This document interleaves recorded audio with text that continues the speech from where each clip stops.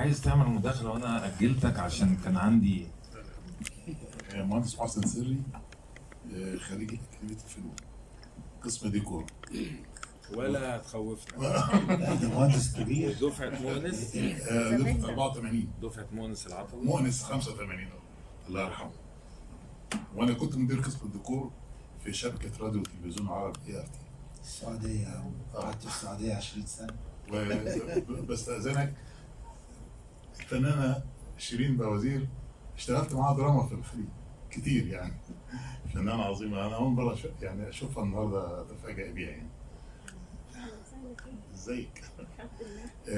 انا في بس حاجه مهمه جدا عاوز اقولها للفنانه العظيمه سناء جميل. في فنان يبين ان هو بيمثل، لكن دي فنانه ما بتبينش انها بتمثل.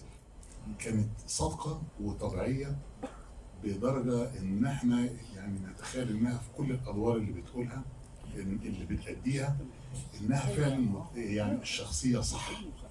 يعني في ممثلين على الساحه بيبينوا ان هم بيمثلوا، فده مش مقنع.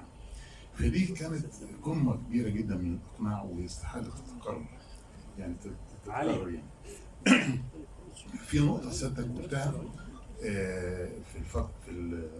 قبل كده، الفنان دايما مهما لو وصل لدرجه كبيره جدا من النضج بيكون دايما عاوز يكون ما حققش اللي هو عاوزه، فتلاقيه دايما يقول لك انا لسه ما حققتش الدور اللي انا عملته. فدي قمه النجاح الكبير. فمتشكرين جدا.